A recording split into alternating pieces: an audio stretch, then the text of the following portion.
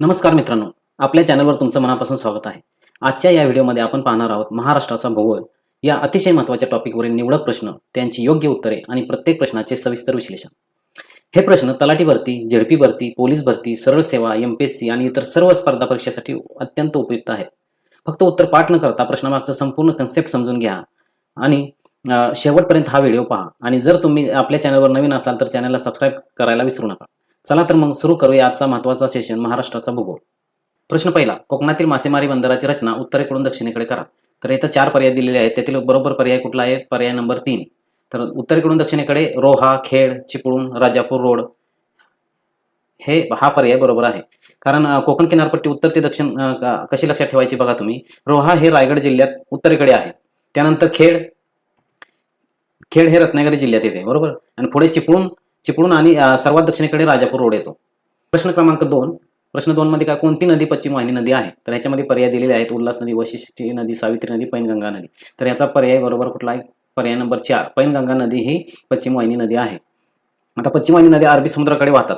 उल्हास, वशिष्ठी आणि सावित्री या कोकणातील पश्चिम वाहिनी नद्या आहेत आणि पैनगंगा ही गोदावरी खोऱ्यातील नदी असून ही पूर्वेकडे वाहते. तर महत्वाचे काय आहे की महाराष्ट्र बहुतेक नद्या काय आहेत? पूर्ववाहिनी आहेत आणि पैनगंगा ही पश्चिम वाहिनी नदी आहे. तर प्रश्न क्रमांक 3, यापैकी कोणती नदी गोदावरीची उपनदी नाही? तर यापैकी कोणती नदी? इंद्रावती, प्रवरा, इंद्रायणी, पूर्वा. तर हे ऑप्शन दिलेले आहेत. त्याच्यातले पर्याय नंबर 3 हा ऑप्शन बरोबर आहे. पर्याय नंबर 3, इंद्रायणी नदी गोदावरीची उपनदी आहे. इंद्रावती, प्रवरा आणि पूर्णा या गोदावरीच्या उपनद्या आहेत आणि इंद्रायणी नदी ही भीमा नदीची उपनदी आहे. त्यामुळे ही उपनदी गोदावरीची नाही, भीमा नदीची उपनदी आहे. तर इंद्रायणी नदीवरील प्रसिद्ध तीर्थक्षेत्रे आपण ते पण लक्षात ठेवा. कुठले आहेत? देहू आणि आळंदी. तर प्रश्न क्रमांक 4, अहमदनगर जिल्ह्यातील कोणत्या तालुक्यात सेनापती बापट यांचा जन्म झाला?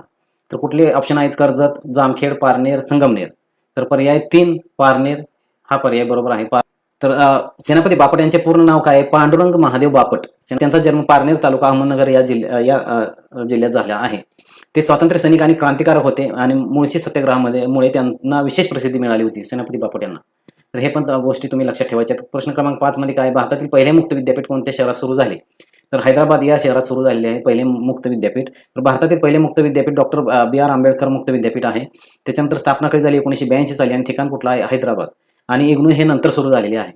प्रश्न क्रमांक 6, निळोज अहमदनगर येथील रांजण खळगे कोणत्या नदीच्या पात्रात आहेत? तर कुठल्या नदीच्या पात्रात आहेत? तर कुकली नदीच्या पात्रात आहेत.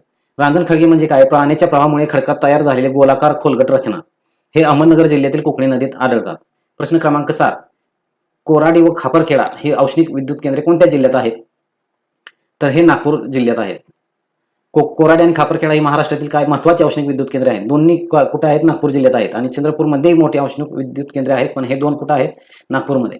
प्रश्न क्रमांक 8, महाराष्ट्रातील पहिले महाराष्ट्र पशु व मत्स्य विज्ञान विद्यापीठ कोठे आहे? तर कुठे आहे? पर्याय क्रमांक 4 मध्ये नागपूरमध्ये आहे. स्थापना कधी झाली याची? 2000. महाराष्ट्र पशु व मत्स्य विज्ञान विद्यापीठाची स्थापना 2000 साली झाली. मुख्यालय कुठे आहे? नागपूरमध्ये. पशुवैद्यकीय व मत्स्यशास्त्र शिक्षणासाठी हे महत्वाचे विद्यापीठ आहे. प्रश्न क्रमांक 9, राज्यातील महिला विकासासाठी काम करणाऱ्या संस्थांना महाराष्ट्र शासनाचा कोणता पुरस्कार दिला जातो?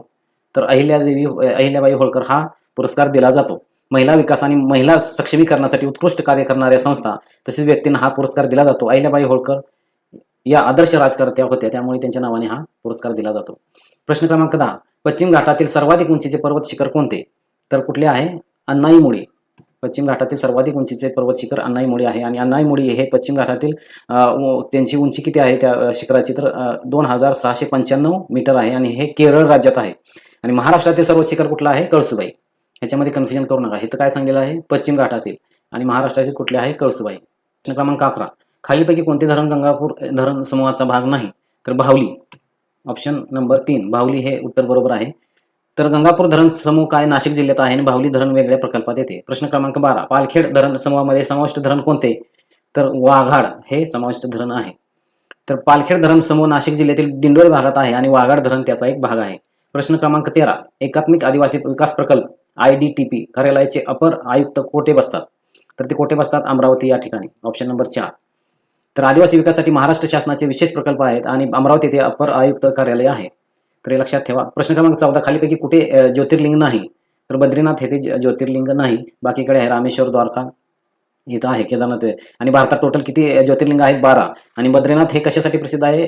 विष्णू मंदिर आहे, हे ज्योतिर्लिंग नाही. आणि केदारनाथ हे ज्योतिर्लिंग आहे. त्याच्यानंतर प्रश्न क्रमांक 15, तरणा माठे पक्षी अभयारण्य कोणत्या जिल्ह्यात आहे? तरणा माठे पक्षी अभयारण्य कुठल्या जिल्ह्यात आहे? तर नंदुरबार जिल्ह्यात आहे. नंदुरबार जिल्ह्यात हे अभयारण्य आहे. पक्षी संवर्धनासाठी महत्त्वाचे क्षेत्र आहे. त्याच्यानंतर प्रश्न क्रमांक 16, पंजाबराव देशमुख कृषी विद्यापीठ कोणत्या नदीच्या काठी आहे? तर कोणत्या नदीच्या काठी आहे? तर मोरणा नदीच्या काठी पंजाबराव देशमुख कृषी विद्यापीठ आहे. हे अकोला येथे आहे आणि मोरणा नदीच्या काठी वसलेले आहे. प्रश्न क्रमांक 17, महाराष्ट्र राज्याची सर्वाधिक लांबीची सीमा कोणत्या राज्यासोबत आहे? तर त्याच्यामधला पर्याय कुठला आहे? मध्य प्रदेश. पर्याय नंबर 1 मध्य प्रदेश या राज्याची सीमा त्याच्यासोबत जोडली आहे. महाराष्ट्र सर्वाधिक सीमा मध्य प्रदेश राज्याची जोडली गेली आहे. महाराष्ट्राला 6 राज्यांच्या किती सीमा आहेत? 6 राज्यांच्या. प्रश्न क्रमांक 18, महाराष्ट्राच्या किनारपट्टीचा विस्तार कोणत्या बंदरादरम्यान आहे? तर ऑप्शन पर्याय नंबर कुठला आहे? 1 दमणगंगा तेरेखोल. महाराष्ट्र किनारपट्टीची उत्तरेकडील सीमा दमणगंगा नदी तर दक्षिणेकडील सीमा तेरेखोल खाडी आहे. त्यामुळे पर्याय क्रमांक 1 हा बरोबर आहे. प्रश्न क्रमांक 19, कोकण किनाऱ्यावरील समुद्राला लागून असलेल्या सकल भागाला काय म्हणतात? तर काय म्हणतात? खलाटी हे म्हणतात. समुद्र किनाऱ्यालगतचा सकल प्रदेश म्हणजे खलाटी. उंच भागाला काय म्हणायचं? वलाटी. आणि सकल भागाला काय म्हणायचं? खलाटी. हे लक्षात असू द्या. प्रश्न क्रमांक 20, महाराष्ट्रातील सर्वाधिक स्वच्छ जिल्हा कोणता? तर सिंधुदुर्ग. महाराष्ट्रातील सर्वाधिक स्वच्छ जिल्हा सिंधुदुर्ग आहे. स्वच्छता अभियानाअंतर्गत सिंधुदुर्ग जिल्ह्याने उत्कृष्ट कामगिरी केली आहे. प्रश्न क्रमांक 21, महाराष्ट्र राज्यफूल कोणते? तर पर्याय नंबर 3 हे बरोबर आहे. जारूळ हे महाराष्ट्राचे राज्यफूल आहे. तर महाराष्ट्राचे राज्यफूल जारूळ. राज्यपक्षी कुठला आहे? हरियाळ. आणि राज्य प्राणी कुठला आहे? शेकरू. प्रश्न क्रमांक 22, राजपक्षी अभयारण्य महाराष्ट्रात कोठे आहे? तर कोठे आहे? पर्याय क्रमांक 4 कोल्हापूर येथे आहे. तर कोल्हापूर जिल्ह्यातील प्रसिद्ध हे अभयारण्य आहे. जैवविविधतेसाठी हे खूप महत्वाचे आहे. प्रश्न क्रमांक 23, महाराष्ट्र जमीन महसूल संहिता कोणत्या वर्षापासून अस्तित्वात आली? तर पर्याय क्रमांक किती आहे? 3 1966 पासून आलेले आहे, लागू झालेले आहे. महसूल प्रशासनासाठी हा महत्वाचा कायदा मानला जातो. प्रश्न क्रमांक 24, कोकण महसूल विभागात एकूण किती जिल्हे आहेत? तर एकूण 7 जिल्हे आहेत. पर्याय क्रमांक 3 हा बरोबर आहे. एकूण 7 जिल्हे आहेत कोकण महसूल विभागात. तर ते कुठले कुठले आहेत? मुंबई शहर, मुंबई उपनगर, ठाणे, पालघर, रायगड, रत्नागिरी आणि सिंधुदुर्ग हे 7 जिल्हे कोकण विभागात येतात. त्याच्यानंतर प्रश्न क्रमांक 25, पुढील कोणती जमात महाराष्ट्रातील प्रमुख आदिवासी जमात नाही? तर चेंचू ही जी आहे तर प्रमुख आदिवासी जमात नाही. गोंड, वारली आणि भिल्ल या महाराष्ट्रातील प्रमुख आदिवासी जमाती आहेत. चेंचू जमात मुख्यतः आंध्र प्रदेश व तेलंगणा भागात आढळते. तर महत्वाचे काय? गोंड कुठं येते? गोंड कुठं आहे? विदर्भ. वारली ठाणे आणि पालघर आणि भिल्ल उत्तर महाराष्ट्र आणि चेंचू ही बाहेरची आहे आदिवासी जमात. प्रश्न क्रमांक 26, महाराष्ट्र आणि गोवा राज्याच्या सीमेदरम्यान कोणती खाडी आहे? तर कोणती खाडी आहे? पर्याय क्रमांक 1 बरोबर आहे. तेरेखोल ही खाडी आहे. ही खाडी सिंधुदुर्ग जिल्ह्याजवळ आहे आणि महाराष्ट्राच्या दक्षिण सीमेचे महत्वाचे वैशिष्ट्य आपण म्हणतो याला. प्रश्न क्रमांक 28, योग्य जोड्या लावा. तर इथं काय दिलेलं आहे? खिंड किंवा घाट आणि इथं मार्ग. कुठल्या मार्गाला कुठला घाट लागतो ते आपल्याला सांगायचं आहे. तर याच्यामध्ये प्रश्नामध्ये दिलेला आहे कसारा, पसरणी, फोंडा, कुंभारली, इकडे मुंबई, नाशिक, कराड, चिपळूण, वाई, पाचगणी, कोल्हापूर, कणकवली. तर हे आपल्याला योग्य पर्याय निवडायचा आहे याच्यामध्ये. तर पर्याय नंबर कुठला आहे? पर्याय नंबर 2 हा बरोबर आहे.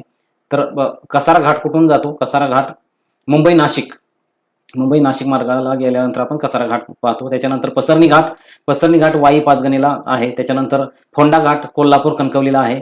त्याच्यानंतर कुंभारली घाट कराड चिपळूणला आहे. घाट आणि मार्ग हा स्पर्धा परीक्षेमध्ये वारंवार विचारला जाणारा भाग आहे, प्रश्न आहे. त्यामुळे हे तुम्ही व्यवस्थित रित्या ते लक्षात राहू द्या तुमच्या.